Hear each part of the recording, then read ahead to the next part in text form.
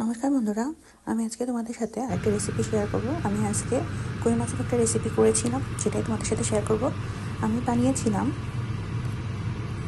আলু বেগুন দিয়ে কই মাছের ঝোল। কীভাবে বানিয়েছি সেটাই চলো দেখে নেওয়া যায়। তো যেহেতু আলু বেগুন দিয়ে কই মাছ রান্না করবো, সেহেতু আমি আলু বেগুন পেঁয়াজ কুচি লঙ্কা নিয়ে নিয়েছি। কই মাছগুলোকে ধুয়ে পরিষ্কার করে নিয়েছি। এখন এর ভিতরে লবণ, হলুদ গুঁড়ো, লঙ্কা গুঁড়ো দিয়ে মাছগুলোকে বেশ ভালোভাবে মাখিয়ে নিলাম। এবার মাছগুলোকে আমি ভেজে নেব। কড়াইতে তেল দিয়ে দিয়েছি, তেলটা গরম হয়ে এসছে। এর ভিতরে একে একে সবগুলো মাছ আমি দিয়ে দিচ্ছি। এবার মাছগুলোকে বেশ ভালোভাবে উল্টে পাল্টে দু পিঠ ভেজে নেব। এক পিঠ আমার ভাজা হয়ে গিয়েছে, আমি আর এক পিঠ উল্টিয়ে দিচ্ছি ভেজে নেওয়ার জন্য। যখন দু পিঠ ভাজা হয়ে যাবে তখন আমি এগুলোকে তুলে নেব একটা পাত্রে। এবার মাছ ভাজার ওই তেলে আমি জিরা ফোড়ন দিয়ে দিলাম। এবার দিয়ে দিচ্ছি পেঁয়াজ কুচি দিয়ে একটু নাড়াচাড়া করে নেব, মানে পেঁয়াজটা যাতে একটু নরম হয়ে আসে সেই পর্যন্ত একটু নাড়াচাড়া করে নেব। এরপর এর ভিতরে আমি দিয়ে দেব কেটে রাখা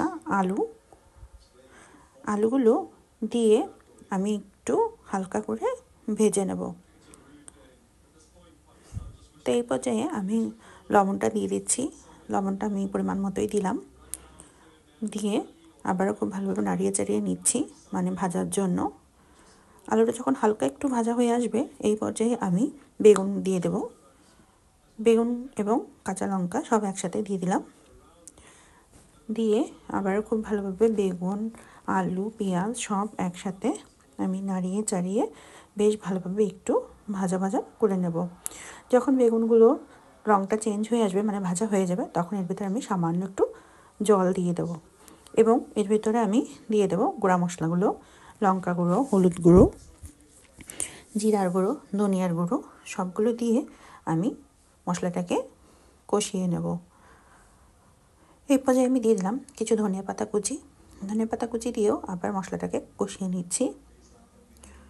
বেশ একটু সময় নিয়ে মশলাটাকে কষাবো।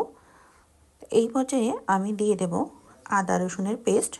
আমি খুব সামান্যই নিয়েছি। এখন আদা রসুনের কাঁচা গন্ধটা চলে যাওয়া পর্যন্ত আবারও আমি একটু নাড়িয়ে চাড়ে একটু কষিয়ে নেব। তো মোটামুটি কষানো আমার হয়ে গিয়েছে। এখন এই পর্যায়ে আমি ঝোলের জন্য জল দিয়ে দিচ্ছি।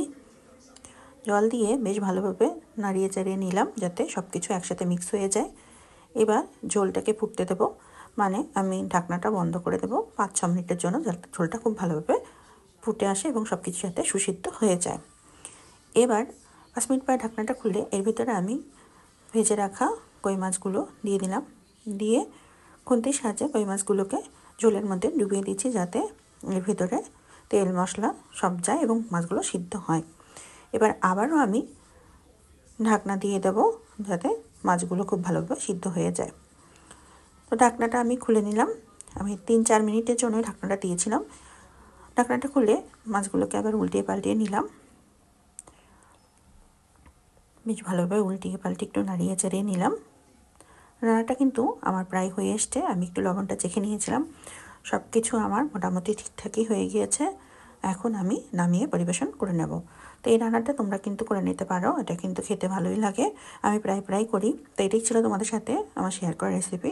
তো আমার ভিডিওগুলো যদি তোমাদের ভালো লেগে থাকে, অনুরোধ রইল আমার চ্যানেলটিকে সাবস্ক্রাইব করে আমার পাশে থাকার জন্য। তো আজকে এখানেই আসছি, পরবর্তীতে দেখা হবে নতুন কোনো রেসিপি নিয়ে। ততক্ষণ পর্যন্ত তোমরা সবাই ভালো থেকো। টাটা।